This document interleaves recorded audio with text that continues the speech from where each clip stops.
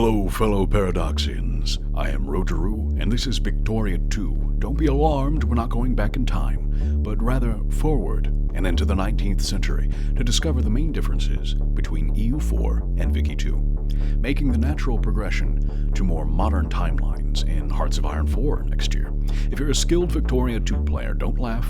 This video is aimed at introducing those already familiar with EU4 to Vicky 2 if they're not already. Let's get into the video.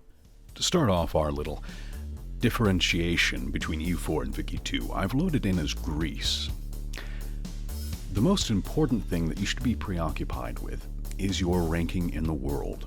Your ranking is determined by a combination, well, not a combination, but the mean value between your prestige, industrial power, and military power. All of those together give you your ranking. Greece is ranked number 18 in the world. As the tooltip says here, this is important because the top 8 countries are considered great powers, and the next 8 are secondary powers. Everything that falls below them are either civilized or uncivilized nations.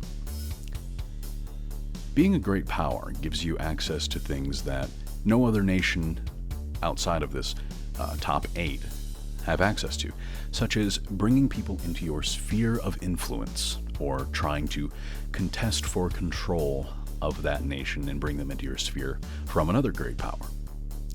This is important because it allows you to manipulate things such as the global market, which is in trade, and we might get into that, and alliances and who you are protecting and where you have rights to, etc., etc. It's a large bonus to be considered one of the top 8 powers. Being the most industrialized nation will give you a huge bonus not only to your economy but also to this ranking. And having the most military technologies, high prestige. Prestige is not only gained through winning wars or taking territory.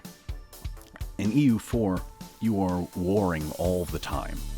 It's how much land can you gain and who can you fight.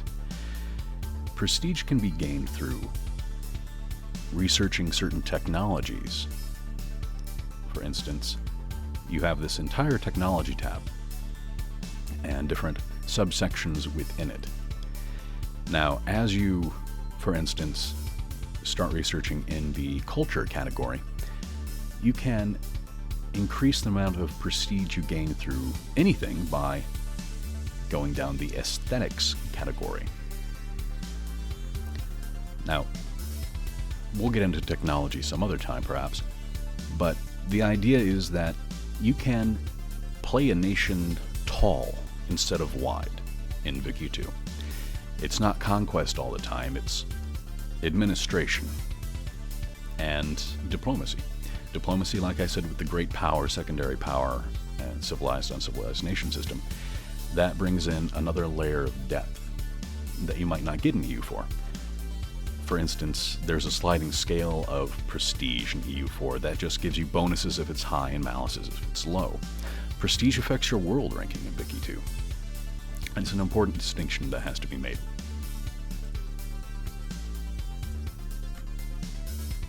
The next section that we're going to get into has to deal with economy and trade. Now, Vicky 2, as with most of its categories, is more complicated than EU4. Just flat out more complicated. But it can be disseminated. For instance, in order to maintain a balanced budget, you need to tax your populations efficiently. Where you scale this to affects how much money you're bringing in from your population of either the poor, middle, or rich strata of your population. But taxation comes with different penalties attached to it. For instance, say you increase your taxes on the poor to its maximum amount. Over time, your citizens of the poor strata will not be able to afford their everyday needs. And once that starts to diminish, they won't be able to afford their life needs, food, etc. And once that goes down, they will become more rebellious. They will start dying off. People will emigrate to another country that has a better situation for them. And the same goes for taxing the rich. You have capitalists and aristocrats. Capitalists, if they're given free rein, can start investing in your country all on their own. And if you tax them too harshly, they may not consider building things in your country. They may not even want to live there. Then you go down to your daily expenses. Your national stockpile has to do with giving your armies, navies, and constructions the necessary goods they need from the market. If you're producing these things from your own country, say with factories after you've industrialized or created the correct factories, these expenses might not be so high. But to start with, as Greece, we are spending quite a lot of money trying to maintain our army. We have to buy ammunition, canned food, and small arms all from the market. And we begin in in England's sphere of influence, which means we have access to their world market. If we didn't, those goods would be even more expensive to buy. Now, say we were a great power and we had influence over the world market, we might have a little more sway in the prices of those things. And if we had land that produced things that are required to make ammunition, canned food, and small arms, this price would drop even further. Now, increasing or decreasing how much you spend on these things determines how much of those goods are actually getting to your men, because you're buying that amount. Education has to do with your population as well. We should get into pop groups directly after this.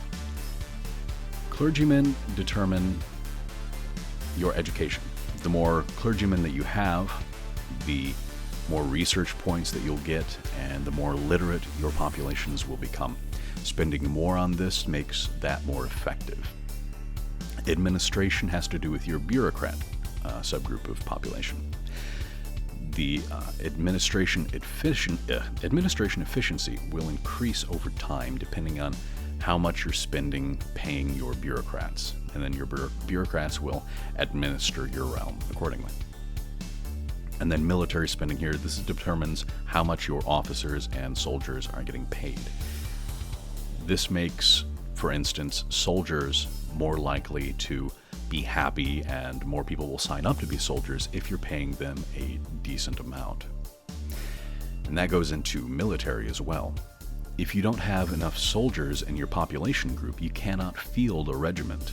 It's not an arbitrary manpower slider where you have this set number in EU4. Say you have 100,000 military, or 100,000 manpower, and you can build troops taking directly from that manpower pool.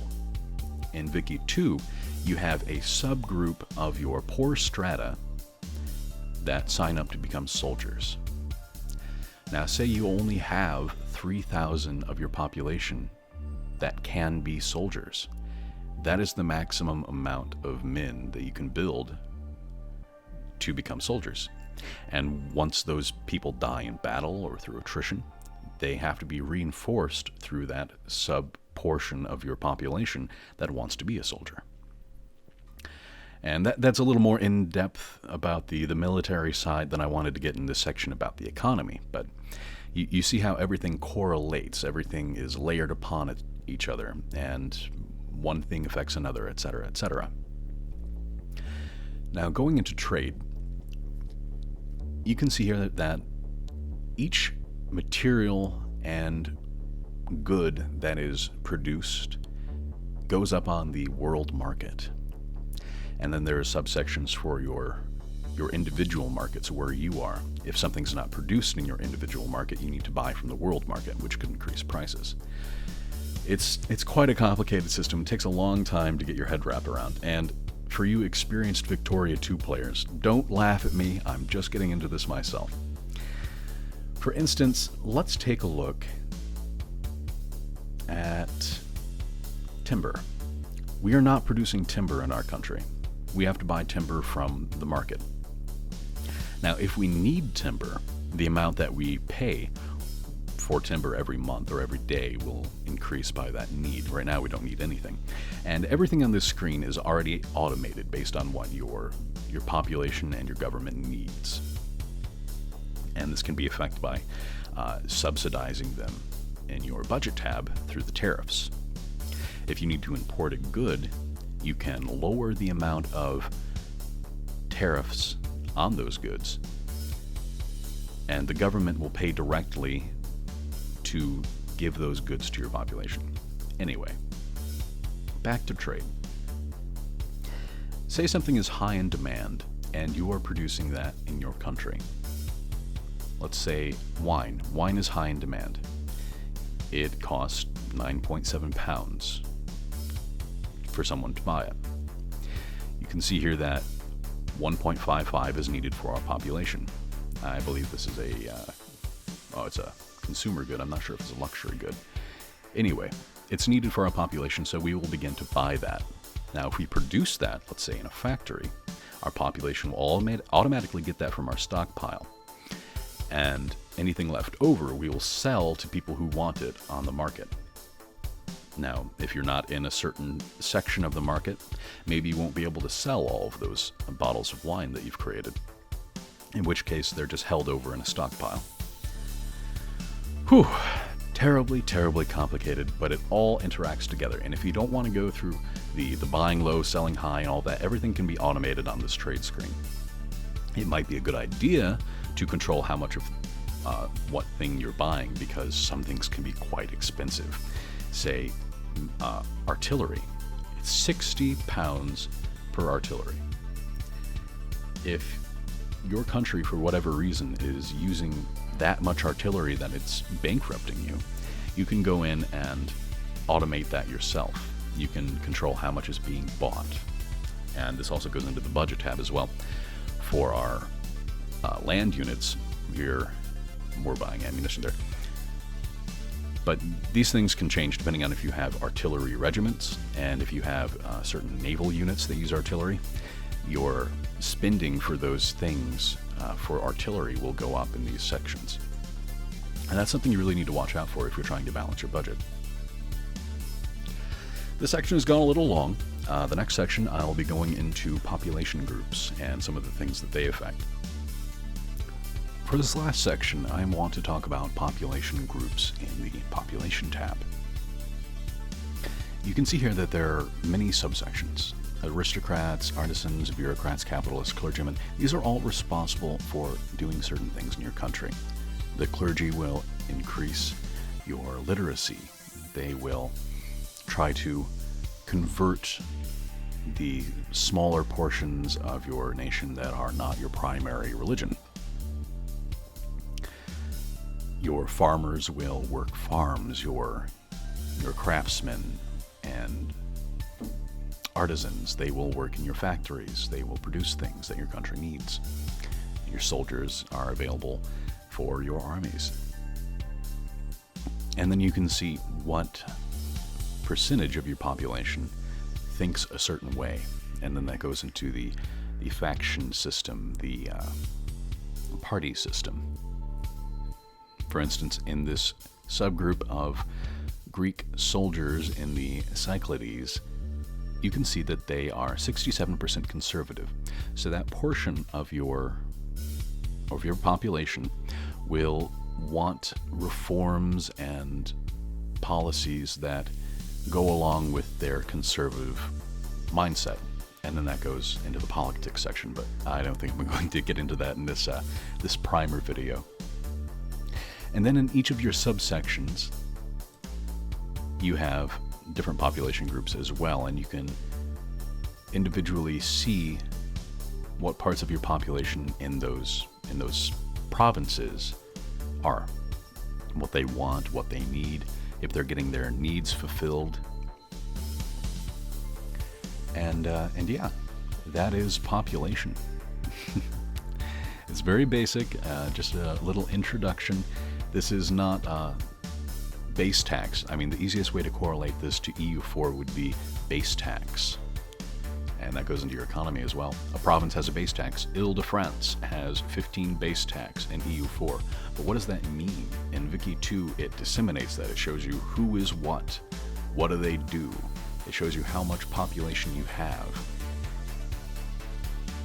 The pop groups in Wiki 2 are possibly the most difficult concept to understand and control, and I'm not there myself, but I just want to show you some of the differences between EU4 and Wiki 2, and I hope I've accomplished that.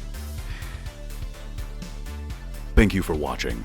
I've been Rojiru, and this has been Victoria 2. If you enjoyed the video and you'd like to see more from me every week, consider subscribing. If you found this video helpful and you're a longtime EU4 player and you want to get into Wiki 2 just because you saw this, please let me know in the comments. I could use some positive reinforcement. I have been Rojiru, and good luck.